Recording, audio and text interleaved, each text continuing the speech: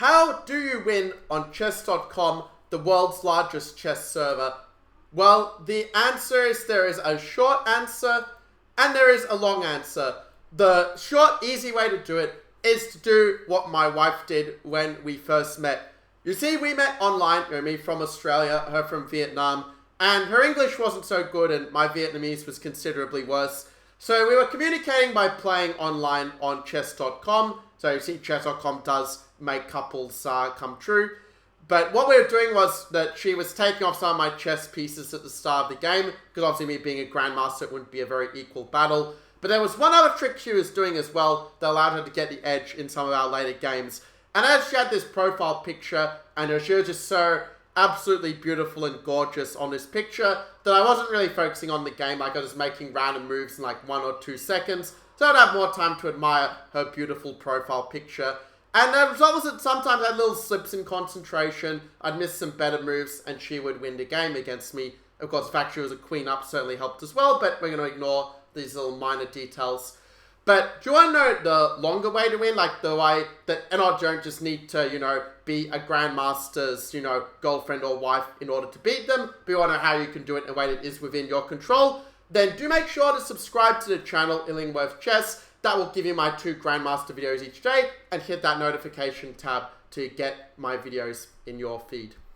Alright, so now that you've done that, and also make sure to comment below, I'm subscribed. Even have a little wave emoticon if you want, so we can welcome you to the family.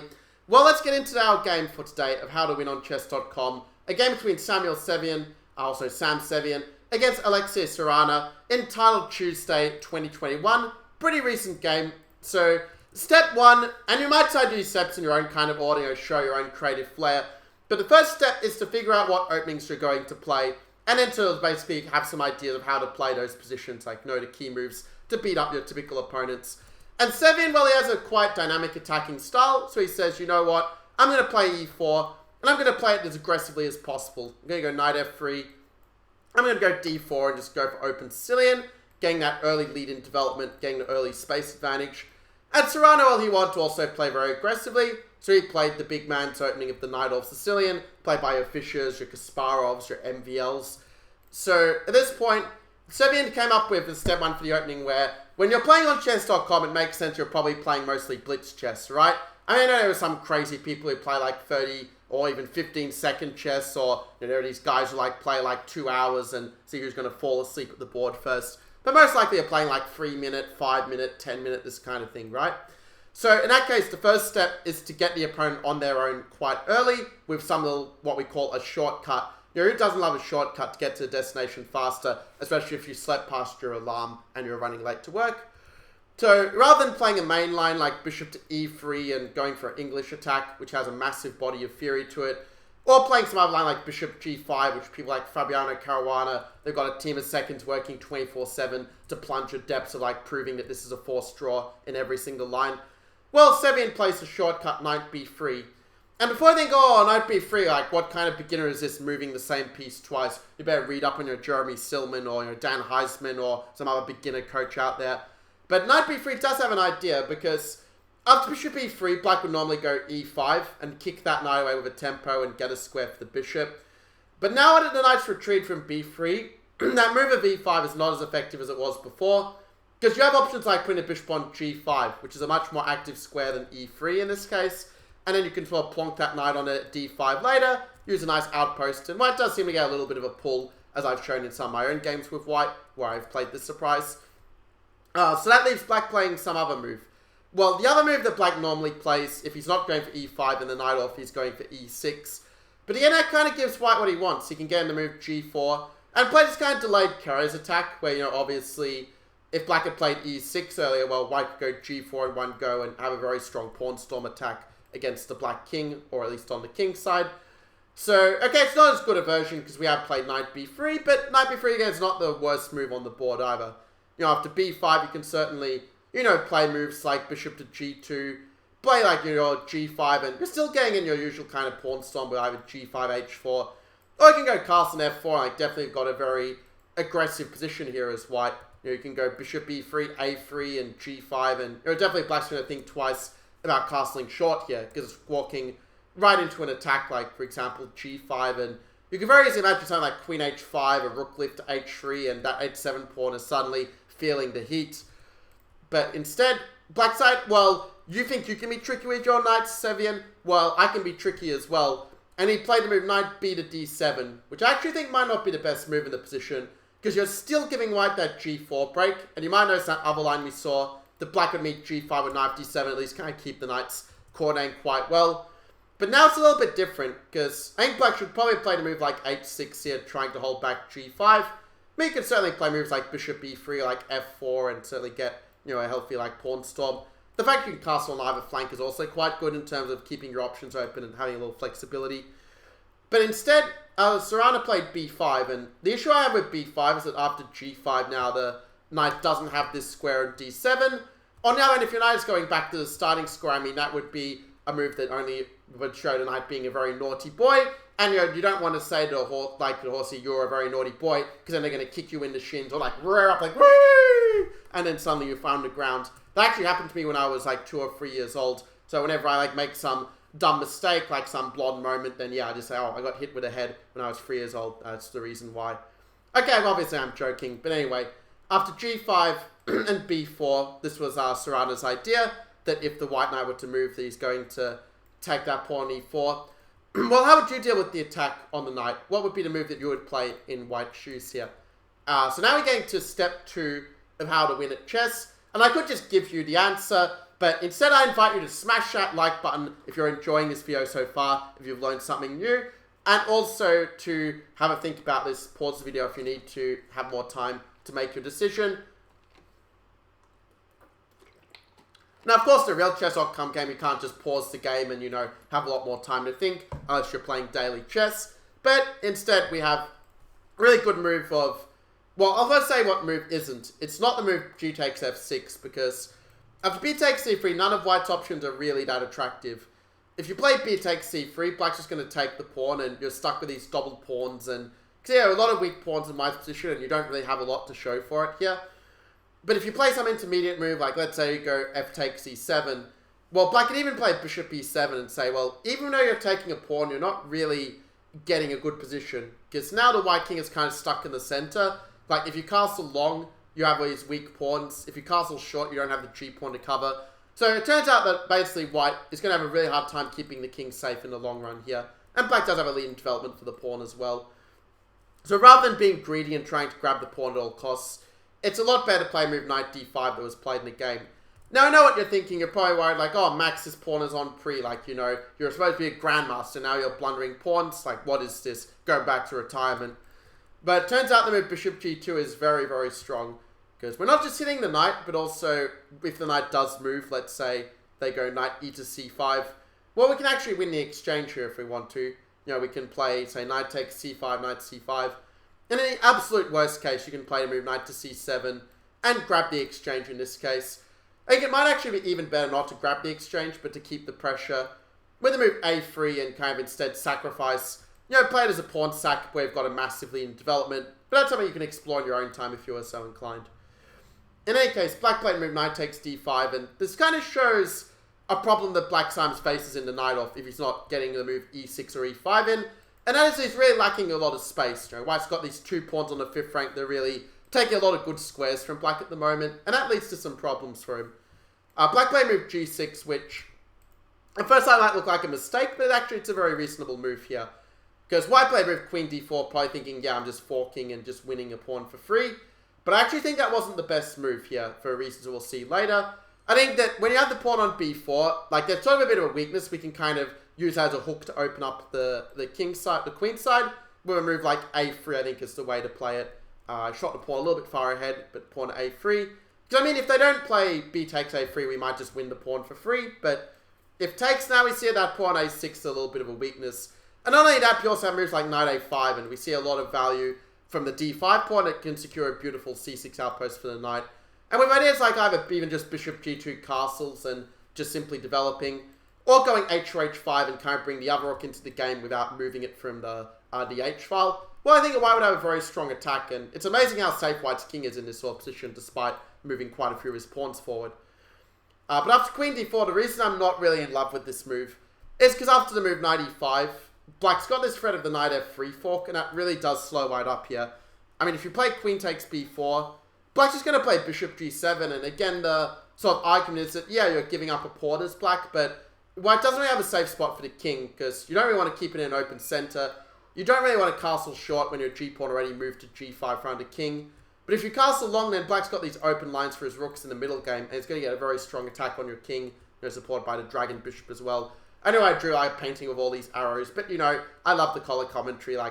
Goes back to when I was like a little kid drawing with crayons. Now, with a modern way chess players do it, is by drawing arrows on chessbase, or chess.com or League Chess YMMV. So we had to move bishop e2, bishop g7, and kind of like I explained already why black has more than enough compensation at this point. White played move f4, trying to kick the knight away, and black just retreated with knight d7. I think you could have made an argument for playing the move a5 first, because, I mean, it's just quite useful to kick that queen to a worse square. And if the queen doesn't move to a4, black's going to have a move like a4, and he can start kicking that knight and forcing it to some ugly square. But in this case, black goes knight d7, and we see the queen is a little bit stuck. Already knight b6 is kind of a threat. And then if the queen were to move to e4, you'd have bishop f5, and you've got that skewer on the queen to the c2 pawn after that. And it's not that easy for white to get out of it. If you play bishop b3 to try to stop it, you're allowing a move like bishop takes b2, getting the pawn back. And again, the problem for white here is that your king's not safe on the queen side. It's not really safe in the center. And it's not even that safe in the long run on the king side when you've pushed all these pawns in front of your king like this. In the long term, that is a little bit of a sticking point. I think after a5, black would actually be better. And actually, this is sort of a point where we can kind of see the step 2 and kind of step 3 with actually black applying the steps better than white. Step 2 of winning on chess.com, and this is mainly for Blitz, but also other time trolls, is to take control of the game, which also known as taking the initiative. For those of you who've watched some of my other videos, you'll know already what the initiative is, but for those who are maybe not so clear on what the initiative is in chess, it's when you've got that control of the game. Kind of like having the ball in soccer. You need to have the ball in soccer or football in order to score the goal, right? So in chess, if you want to win the game, you have to basically have a good flow of threats. You've got to have that initiative. So you're making threat after threat in a way that's not just like attacking the opponent's piece for the sake of it, but also where you're like improving your position at the same time and reducing the opponent where they lose some of their good options. At the moment, the battery has got the initiative because it keeps falling out, so I'm just going to correct that while it controls my game. Okay, I've dealt with the threat and taken back control of the initiative. And if you want to take the initiative for your chess game, do make sure to like this video, smash that like button to help me out, and comment below with what you're learning from this video so far. I have one guy actually, like Blindfold Chess, he made like 20 comments on one video, and obviously if you more comments you make, well, the more I can get back to you and give you some of that GM chess magic and wisdom. Anyway, the game saw the move knight d7, and now I played the move queen a5. Like, this is the reason why it was better to play a5 if we're using a comparison calculation technique. Because at least now we fix our pawn in place and we're doing a decent job of defending this pawn on d5. So yeah, step 2 is to take the initiative, and what is step 3? Well, we're going to see it pretty soon. Step 3 is basically kind of connecting it. Basically, it's where we play the moves that sort of set the most problems to the opponent. So how do we do that? Basically, it's by not giving the opponent some sort of easy moves they can play if possible, to sort of ask them some questions that are not so easy for them to answer. It sort of makes sense, kind of like, the first question of the IQ test are really easy, but then when you get near the end of the test, they start to get very difficult, and it takes more and more effort, and, at some point your brain just gives up and say, I can't take this anymore, I'm just going to make some random guess, because, I can't take it. So that's kind of what happened for black. Like, he should just play bishop b7. I mean, it is a pawn sack, but it's not that much of a pawn sack, actually. Because say if we have takes, and now the move of c4 in this position, trying to hang on to the extra pawn, well, black can play move e6, and because of that pin on this pawn, and because you've got moves like knight b6 to go for this, you're actually going to get the pawn back here as black. So there's not really anything to worry about. Well, instead black played queen e8. He sort of made the natural, but I think slightly mistaken assumption that basically, when you're down with material, you should keep the queens on. But it really depends on the situation. I mean, to be fair, black's position is still quite reasonable here. So Sevian played c3 to block the bishop, try to get his bishop active. I would have probably just gone bishop b3 and just given back the pawn, because I find that the initiative is generally more important than the material when it comes to fast time troll, because we're able to make lots of attacks. Like, when it comes to fast time trolls, it's much easier to attack than it is to defend. So that's why it's worth being a little bit more brave and courageous if you want to play your best chess you can. Okay, but with c3, there is one good thing I can say about this move, and that is that you are still a pawn up, so it does force black to be a little bit precise, which black did not manage to do in this game. He should have played the move e5, because the opening in the center is going to favor black when the white king is in the center. I mean, if you try to castle, black's going to play ef4, and you're discovering a rather nasty attack on undefended bishop. And that's also like kind of step 3, or maybe step 3.5, of how to win on chess.com, is to make sure that your pieces are relatively safe against different tactics. The way it goes to make sure your pieces are all well protected, and that will make sure, they don't have any of these fluky tricks like this. But if you play fe5 instead, you're running into queen e5, and again, like with your king being stuck in the center because of the pin, it's just really, really horrible. In fact, computers saying that white's best move is to play like f5 and just give back the pawn to try and keep the center closed. But then black gets a really nice center, with these pawns here, so it's not really a great solution either. So black played bishop b7. White played a move bishop f3. It certainly takes nervous steel not to play castles, which is definitely the safest move. So he played bishop f3, and to Sevian's credit, he came up, or rather with Sarana's credit, he came up with the move e5 in this position. Of course, this is a blitz game, so of course the move's not going to be absolutely perfect by both sides. But here white found a good move of castles, and it's a situation like where the king's been stuck in the center so long, you just completely forget that king can castle still in the position that the king and rook haven't moved. Well, maybe that's a little bit of what happened here. So black played ef4, and now we kind of have the Mexican standoff between the pawns, but this is how we get to step 4. Step 4 of how to win on chess.com, and this is one that actually a lot of even quite strong players sometimes forget about, so do make sure to write this one down if you've got a piece of paper handy, is to basically win the Mexican standoffs. In other words, to make favorable exchanges. So how do we determine the exchange is favorable? Well, obviously this requires a certain level of chess understanding to judge the exchanges, but one very simple hack is to ask, well, whose piece placement kind of improved after the exchange? Because if we take e takes f4 that Sevian played in the game, well, it's quite clear that, the pawns have been traded, but white's bishop has got to a much more active position. The bishop basically developed for free here. And yeah, it's true, black got like squares like knight e5 and he got the bishop open, but ultimately he did basically just give a tempo for white here. So therefore, a much more patient move would have been to play something like rook to b8. And I just wanted to observe the difference with black taking first versus white taking first and losing the Mexican standoff. Because now if white plays the move fe5, which is a mistake by the way, you should probably play some more solid move instead. Well, black's just going to play knight e5, and we see that the knight has just got to a much more active square with the recapture. There's also hitting the bishop, and he can try to hit the queen as well, so he definitely's got a big initiative there. So basically, this is sort of a way in which you can take the initiative, is don't just rush to play the exchange first without thinking, but ask yourself, like, does that exchange actually help me, or does it help my opponent get their pieces to better squares? And the answer is that, if it helps the opponent get their piece to better squares, then just keep the tension and wait for a better moment to take, or even better, just let them take you so that your piece gets to a better square. Obviously, there are some exceptions to this, but if you understand this from this perspective, consider like whose piece gets to a better square after a capture, that's really going to help you to make better decisions in this regard. A little grandmaster thinking secret for you there. So at ef4, white actually didn't play bishop f4, but he actually found a much better move in this position. So well done if you just went beyond your assumptions, like step 5 of how to win on chess.com. It's not just to make assumptions like I have to take or, I have to play this move, but to look for alternatives that you could play instead, because ultimately the more options that you see, it's likely the better a move you're going to find in the game situation. Because, I mean, you're not probably as unlikely you're a GM watching, the first move that you see is always going to be the best move in the position or something. No, but it's worth admitting I have to think about it to see what other moves there might be that might be better. So the move queen c7 is a really good one, hitting the bishop and hitting the pawn. So that's a pretty nasty fork, and black didn't find the best way to deal with it in the game. He played his move rook a7, which kind of gives white what he wants, but at the same time, finding the engine's recommendation here is very, very hard to do. The engine points out that the move knight e5 is the best chance, and yeah, I know what you're thinking. You're just blundering a bishop, and this is like some sort of error. The computer like had a scripting mistake. But after queen b7, the idea is that black's got this move of queen e2, and even though white's a piece up at the moment, it's actually very hard to get that bishop and rook in the game. So it moves like rook a8 and queen d1. Black does have an actual attack here that we should pay some respect to as such. I mean, if you find knight to 2, probably still better, but it's very, very messy position. Still, anything can happen here. Well, black played rook a7, and unfortunately, because he didn't look for the alternatives, admittedly hard to in a 3-minute game, I know. But now after bishop f4, I kind of see the difference that black can't even really move this bishop because of the pin on the rook. He doesn't really have a good way to defend the d6 pawn. He played move 95, which is a good try, you know, offering the pawn as bait to try to get rid of the defending bishop. Like, this bishop really is like the big hero, like kind of the unsung hero of the game.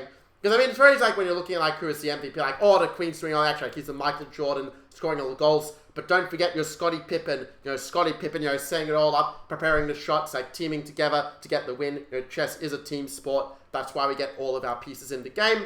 But first white plays bishop g2, making sure that fiend-carried bishop is providing some good protection for the king.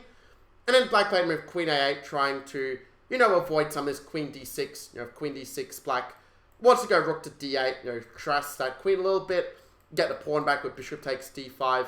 And well, in that case, we'd see it without this bishop that the white king would definitely be a lot more exposed, and, you know, the knight can try to come in some different squares. You know, knight's very well poised on e5 for the attack on the open white king. So in a position like this where you've moved your pawn in front of the king, it's very important that you keep control of the position. And well, I found exactly the right move to do this here. Now let's see if you're able to follow step, was it step 5 or step 6? I'm already losing count, guys. And go with step 6. Step 6, how to win on chess.com is when you're putting pressure on your opponent, they're going to make mistakes eventually. So punish their mistakes with good calculation and then win the game.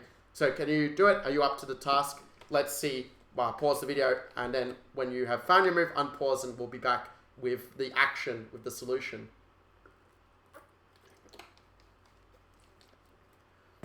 And also, yeah, do make sure to smash that like button on the video if you haven't already.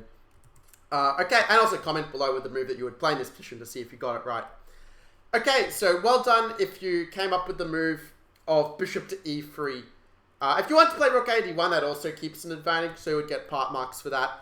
But bishop e3, like, it's pretty obvious once you see this move that it's just very strong here, because you're threatening to take the rook, and there isn't a lot that black can really do about it. If he tries bishop takes d5 and tries to make it like, oh, it was all part of the plan, I was doing an exchange Sakhalin Grandmaster style.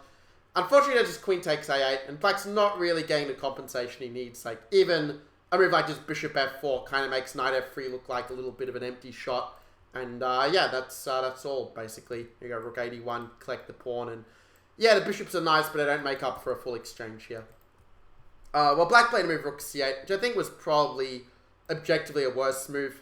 I mean, black's idea was after queen b6, like he wanted to go bishop d5 and try to sack the rook to get some attack on the king, but it just falls short.